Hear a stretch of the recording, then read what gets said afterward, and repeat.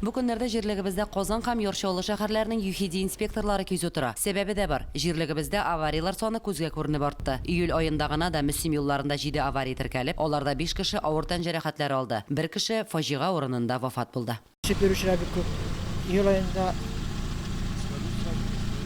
12 кеше эшеп эләкте.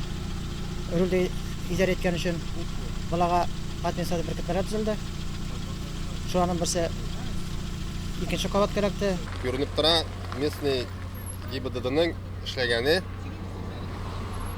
Мәсәлән, игътибар иттем, башка районнардан аерымлы буларак, күбесе, бик күбесе куркынычсызлык кайшларын тагып бирәләр. Ул күзгә ташланып тора, потому что чагыштырмада.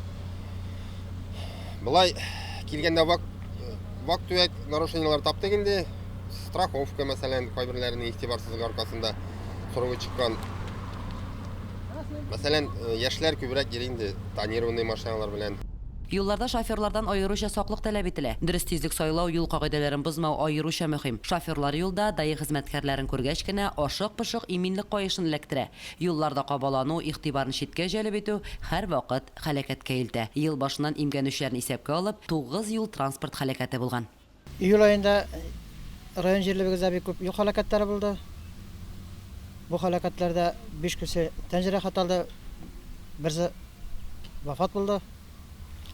Шунлыкка скоростларны тиешенчә дәрәҗәдә таләпләрне үтәсеннәр. 3 августтан республика буенча мобильник оператив профилактик операциясе старт алды. Машинада яки башка транспортта, руль артында телефоннан сөйләшеп баручылар еш очрый. Бу юл транспорт һәлакәтләренә китерүче сәбәпләрнең берсе булып тора. Транспорт лидеры әйткәндә, машина йөртүчегә кул белән тотмыйча гына сөйләшү мөмкинлеге бирүче техник җайланма белән җиһазландырылмаган телефоннан файдалану тыела. Юлларда төрле һәлакәтләр була. Күпчелек шоферлар бик игътибар итмиләр, телефоннан сөйләшеп баралар. Телефоннан сөйләшеп баручы шофер безне шут юл астына төшермәде. Без моңа бик каршы. Шуңа күрә мин үземнең теләкләремне җиткерәсем килә. Шоферлар акыллы һәм гадел булып йөрсәгез иде руль артында. Менә шушы иминлек турында берничә сүз әйтәсем килә. Шоферларның менә шушылай урамнарда шундый зур тизлек белән китүләре куркыныч бит инде. Бала-чага килеп чыгуы бар.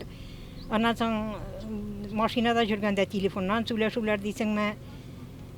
Тагын җәяүле кешеләрне барыбер теге бик соңга сугу дигән әйбер юк инде. Җәяүле үтеп китәргә тиеш булган җирдә дә син туктап торасың, алар вырлап үтеп китәләр сине.